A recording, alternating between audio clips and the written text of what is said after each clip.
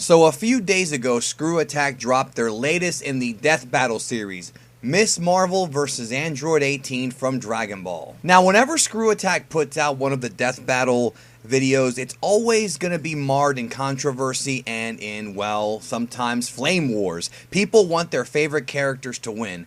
And that's fine, that makes sense, not a problem. However, with this video, I want to discuss a misconception that was made, or a mistake that was made in the video featuring 18 versus Miss Marvel. Now, I want to preface this by saying that everybody makes mistakes, and it's okay. Like, it happens, we're all human beings, we all screw up, nothing wrong with that. What happened was, if you watch the 18 versus Miss Marvel battle, they claimed that 18 could absorb energy. And when they made that claim, they took it from the fact that 18 can do it in Xenoverse. Now, I've talked many times about how Dragon Ball Xenoverse, Dragon Ball Heroes, Dragon Ball Online, even Dragon Ball Fusions, they're part of a completely different continuity, completely different canon, as they would say. And while I do understand that they want to use things from outside of the source material to make the battle more interesting, I totally get that. But the problem came when many fans were questioning ScrewAttack's research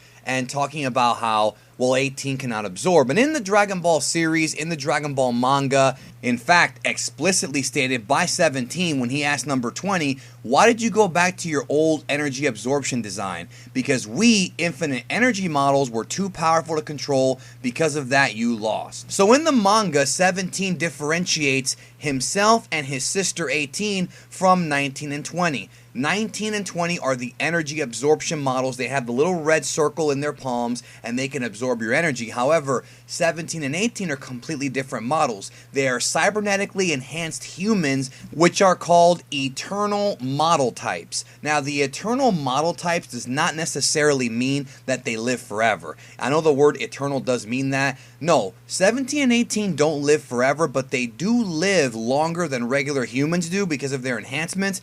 And they age a lot differently than regular humans do. Now, the gentleman who was one of the big players over in ScrewAttack on Twitter was claiming that there wasn't enough evidence to suggest that 18 cannot absorb energy. And the reason why they included it was because it was in Xenoverse, which again, in Xenoverse, I could pick Pan, you could pick Beerus, and I could kick your ass. It's a video game. You really can't put too much stock in a video game, especially one that clearly takes place in a different universe, a different continuity.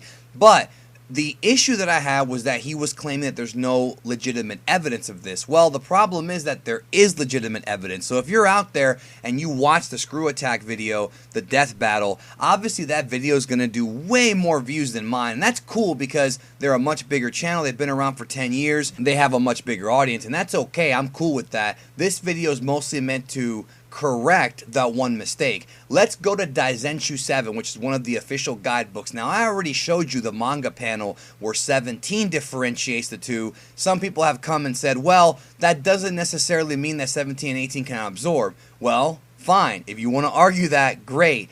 Two things. Number one, 17 and 18 do not have the red absorption, I guess, orbs in their palms. Now, in Dragon Ball GT, Super 17 does have it, but that's a more advanced model. He was a hybrid type. He was not the same type as the previous androids from Dragon Ball Z.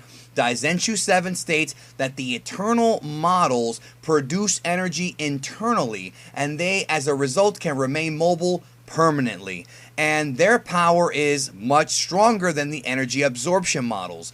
This actually says that the cyborgs or androids 13, 14, 15 from DBZ Movie 7 and 16, 17, 18 fall under that category. Now, what's the other category? That is, of course, the energy absorption model. This is the one that has the suction devices on their bodies and they absorb energy. And right there in Daizenshu 7, it says that number 19 and number 20 are of this type. So it says point blank that only 19 and 20 can absorb in Dragon Ball. But that's not all. If you go to the Special Attack Index, it only lists 19, 20, and Super 17 as being able to use energy absorption, not old, classic, traditional 17. So all the evidence is there. 18 cannot absorb. If they want to use that in their ScrewAttack Death Battle, that's cool. Like, it's whatever to me. I don't really care what they want to use. But the reality is that within Dragon Ball, just because 18 can do it in Xenoverse does not mean she can do it in the series, and neither can 17. Only those 3 models can do it. It's conclusive evidence at this point. So that comment that ScrewAttack left about how the source material never says or implies that she doesn't have it, well, not only is it implied, dude, it's actually stated in the guidebook she doesn't have it. Like, there's literally way more evidence that she doesn't have it than she does. And then I also noticed that they talked about the Kaioken times 20 in the Goku Superman thing, and in the comment he says that it's exclusively in movies, and that's also incorrect. Goku does Kaioken times 20 in the Tree of Might movie, only in the dub. It's a mistranslation. In the Japanese version, he does Kaioken times 10, not times 20. However, in the series, both the manga and the anime, Goku does Kaioken times 20 on Frieza. So yes, it's not exclusively in the movies. So I just wanted to quickly do this video to clear up the misinformation and the misconception about 18 absorbing people. If you want a more thorough look at some of the mistakes that were made in that specific video, there are 2 videos that were done, one by Seth the Programmer and one by Quaman, that both break down what ScrewAttack got right and ScrewAttack got wrong, by 2 very knowledgeable fans of the series who will tell you, okay, this is right, this is wrong, this theory makes sense, this one doesn't, and so on and so forth. So definitely check those videos out if you want a more thorough look at some of ScrewAttack's mistakes and also what they did right, because there are a lot of things they did right. Let's be fair here. I just wanted to make a quick video legitimately putting the kibosh on this and letting everybody know that 18 cannot absorb. Xenoverse doesn't count because it's Xenoverse, it's a game.